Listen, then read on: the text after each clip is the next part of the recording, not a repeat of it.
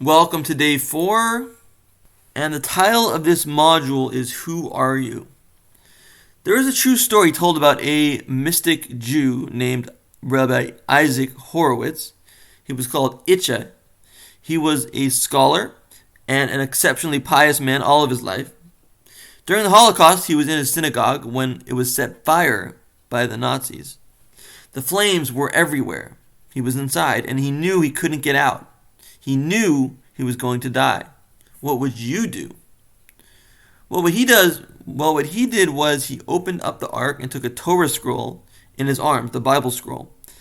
He began to dance with that scroll round and round, round and round. He danced until his torture and demise.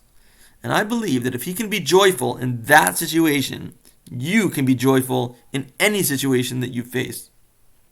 When things get tough, just keep Rabbi Horowitz in mind. That's your first lesson.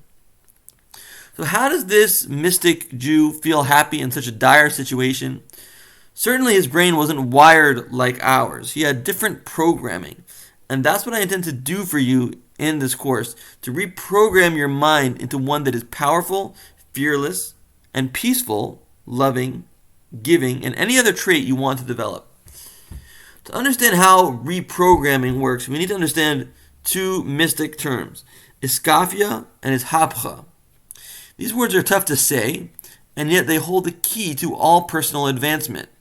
If you want to change a trait, you first need iskafia. That means forcing. You'll have to take these ideas I share with you and implement them in your life over and over again, forcing them, even though they may not come naturally to you. Then you reach ishapcha, which means transformation. This is when you've transformed the trait so that doing the right thing has become your nature, your default, your go-to.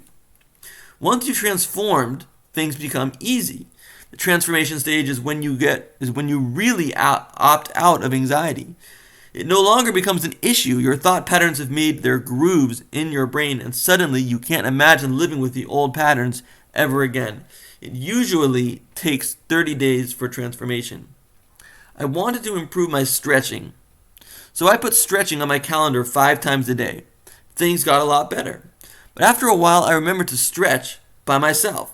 Then I was able to delete those bubbles on my calendar. I had achieved transformation. So just keep this in mind. When implementing these strategies becomes tough, realize you are right around the corner from transformation. It's sort of like swimming past the breakers. It's like quite a mess, but when you're past it, and you can swim to your heart's delight. We're going to do this course from the top down. That is to say, we're first going to fix up your programming in the deepest part of your being, and then work our way out until we reach your thoughts, your speech, your body, and even what is outside your body. So, the first question we'll address is the top, i.e., who am I?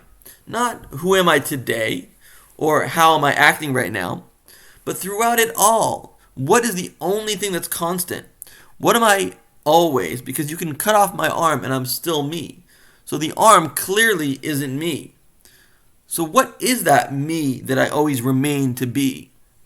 If you are a Darwinist, it's simple. You are an animal. You evolved from an ape-like creature. That's who you really are. Freud might say that we are the superego, suppressing the id and getting the ego to behave morally. That's fine. Mysticism has its own view on who am I. The Alter Rebbe, a mystic from 1745 to 1813, says, we are a piece of God. And then he adds the word actually. Wow.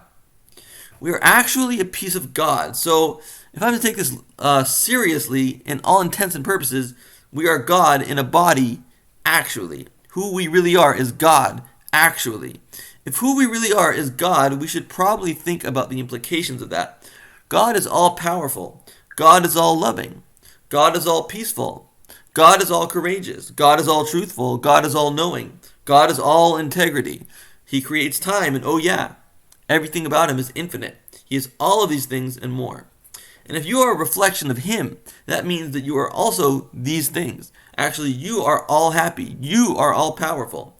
You are all loving. You are all free. You are all peaceful. You are all courageous. You are all knowing, etc. Even if it wasn't true, this would be the most empowering identity to take on as someone who's seeking happiness. Now, wouldn't it? You're basically saying that you are Superman, only much greater.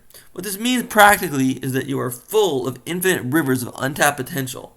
It also means you already have everything. You don't need to go anywhere to get anything, not to a sport, not to a girl. It's all in you. You are a reflection of God, actually. And that's the way the mystics believe. That's why they're so happy. They believe that you can do absolutely anything if you only find a way to bring it out of yourself. This makes our approach towards anxiety completely different. This means our job in opting out of anxiety is a lot easier. You don't need anything from the outside to cure your anxiety. You don't need drugs. You don't need encouragement from friends. You don't need certain things to start going your way. You don't need anything that's not already in you. Everything we will learn from here on in comes from within you as a piece of God, actually.